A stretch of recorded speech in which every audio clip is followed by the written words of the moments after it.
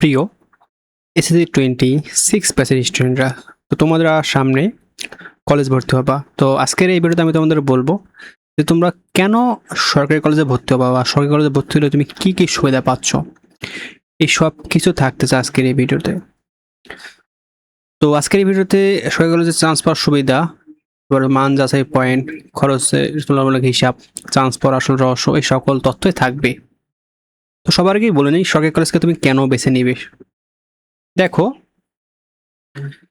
সবার আগে জানি সরকারি ব্যবস্থাপনা। দেখো, তুমি যখন সরকারি কলেজে পড়বা সেখানে তোমার পড়াশোনার সকল যাবতীয় খরচ সরকার বহন করবে। টিচার ফি, তারপর হচ্ছে বিভিন্ন অনুষ্ঠান, ভর্তি ফি, মানে এভরিথিং সরকার বহন করবে। তো তুমি সরকারের একটি পূর্ণাঙ্গ সেবার মাধ্যমে এই সরকারি কলেজে পড়তে পারবা। দ্বিতীয়ত হচ্ছে বিসিএস ক্যাডার শিক্ষক। দেখো,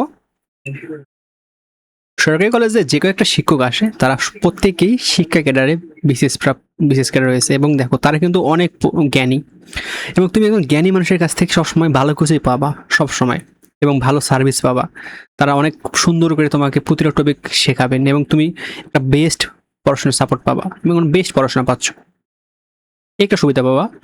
এবং দেখো, স্বল্প একাডেমিক খরচ। দেখো, সরকারি কলেজে মাসিক বেতন অনেক কম, প্লাস আদার্স যে খরচ সেগুলো নাই বলতে চলে, এবং তুমি সরকারি কলেজ থেকে একটা হিউজ পরিমাণ উপবৃত্তির টাকা পাবা। সরকারি প্রবৃত্তি আছে, রেজাল্টের প্রবৃত্তি আছে, এটা পাচ্ছ। আরও অনেক সুবিধা আছে। তো এই সুবিধাগুলো কিন্তু তুমি পাবা শুধুমাত্র সরকারি কলেজ থেকে, তুমি কিন্তু বেসরকারি কলেজ থেকে কোনো সুবিধা পাচ্ছ না বা পাবা না। এছাড়াও দেখো, আমি আগে বলছি সরকারি সুবিধা, স্কলারশিপ, দেখো উপবৃত্তি পাবা নানা রকম, তারপর নানা রকম বিভিন্ন ত্রাণ পাবা, এবং বিভিন্ন, যেমন বিশেষ করে শীতকালে কম্বল দেওয়া হয়, গ্রীষ্মকালে অনেক কিছু দেওয়া হয়, প্লাস গরিব অসহায়দের জন্য অনেক সুবিধা রয়েছে। তো এই যে সরকারি কলেজে পড়ার এই যে সুবিধাগুলো, এই সুবিধাগুলো তুমি কিন্তু অন্য কোনো বেসরকারি কলেজে পাবা না, ঠিক আছে? আচ্ছা, দেন আমরা আরেকটা বিষয় বলি।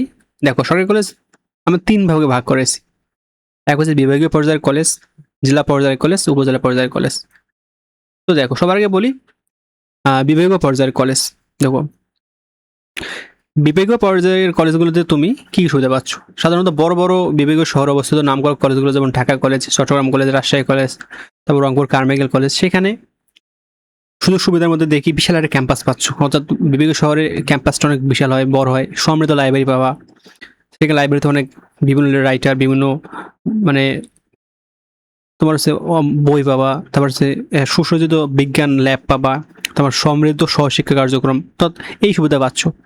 এবং প্রতিযোগিতা অনেক ভালো, এখানে সর্বোচ্চ কার্ড মার্ক প্রয়োজন হয়, এবং সাধারণত সর্বোচ্চ মেধাবী ভিত্তিক পছন্দ থাকে, অর্থাৎ অনেকের প্রথম পছন্দ থাকে বিভাগীয় পর্যায়ের কলেজগুলোতে। তো সেখানে অবশ্যই তোমার কার্ড মার্ক বা প্রতিযোগিতা একটু বেশি হওয়াটা স্বাভাবিক। আর একটা বিষয় দেখো, সতর্কতা, যেমন বিশেষ করে বিভাগীয় শহরে বাসা থেকে অনেক দূরে হয়, এবং এখানে আবাসিক বা মেসে থাকতে হয় এক কথা। আর বিশেষ করে বিভাগীয় শহরে, বিশেষ করে যারা ভালো রেজাল্ট করে, একদম হাইয়েস্ট প্রতিটি স্কুলের টপ রেজাল্ট, তারাই কিন্তু চান্স পায়।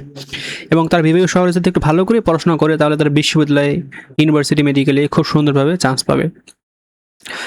এখন সে জেলা পর্যায়ের কলেজগুলোতে দেখো, জেলা পর্যায়ের কলেজগুলো বিভাগীয় পর্যায়ের কলেজের থেকে কিছুটা নিম্নমানের হয়, কিন্তু আহামরি ডিফারেন্স থাকে না।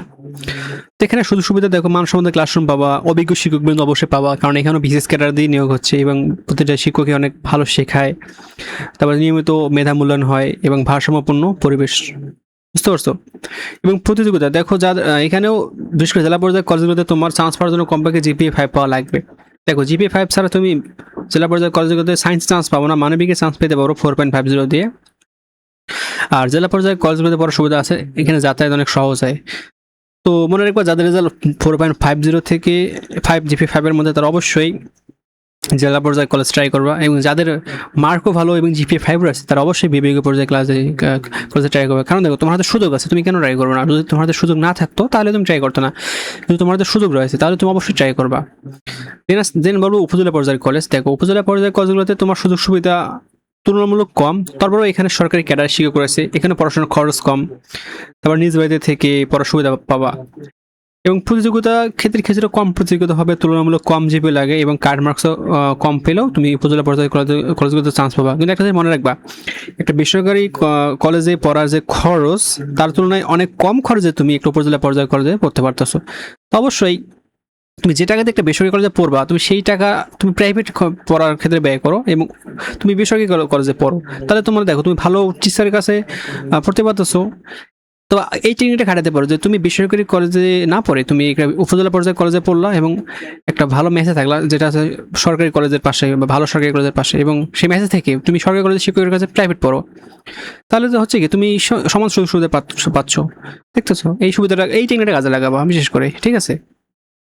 তারপরে দেখি পড়াশোনার মান যেভাবে যাচাই করবেন। দেখো বিগত বছরের রেজাল্ট, একটা কলেজে ভর্তি হওয়ার আগে তোমাকে যেসব বিষয় মাথায় রাখতে হবে, বিগত বছরের রেজাল্ট, অর্থাৎ বিগত বছরের এইচএসসিতে জিপিএ 5 কতটা পেয়েছে, পাশের আর কিরকম, এসব দেখবা।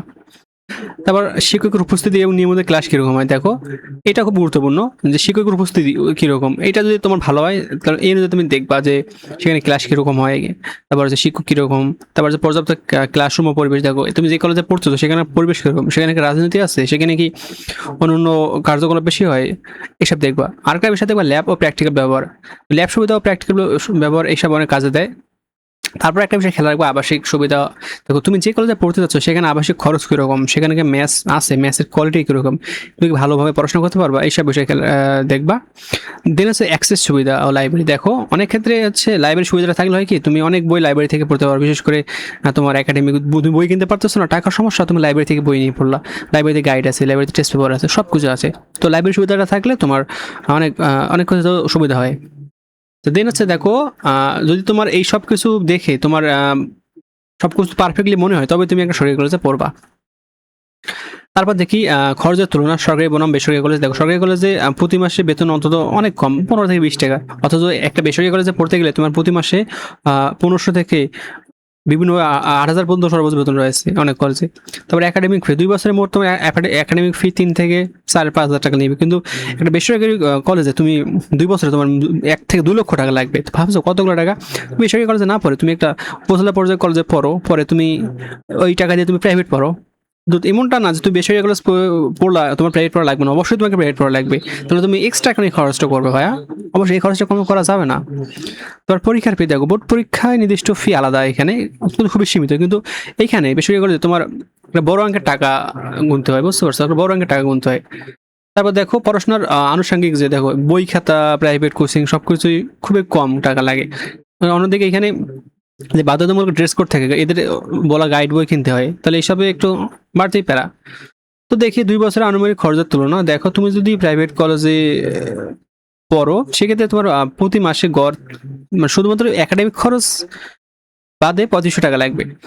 আর তুমি যদি মাসিক আনুমানিক বাইরের খরচ হিসাব করো সেক্ষেত্রে 2,500 টাকা, মানে তোমার প্রতি মাসে প্রায় দেখো তোমার কলেজের খরচ 3,500 প্লাস তোমার ম্যাথ খরচ এভরিথিং মিলে তোমার মাসে 6 থেকে 7,000 টাকা লাগছে। অথচ তুমি সরকারি কলেজে পড়লে তোমার দেখো এইখানে দেখো তুমি যদি বেসরকারি কলেজে পড়ো তোমার প্রায় 1,60,000 টাকা মতো খরচ হবে 2 বছরে।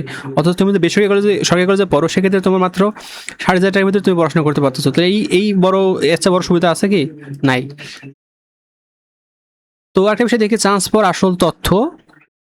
বিশেষ করে দেখো অনলাইনে আবেদনের চান্স পাওয়ার ক্ষেত্রে কেবল জিপি 5 নির্ভর করে না, এক্ষেত্রে তোমার কাটমার্ক নির্ভর করে এবং আসন সংখ্যা মেধাক্রম।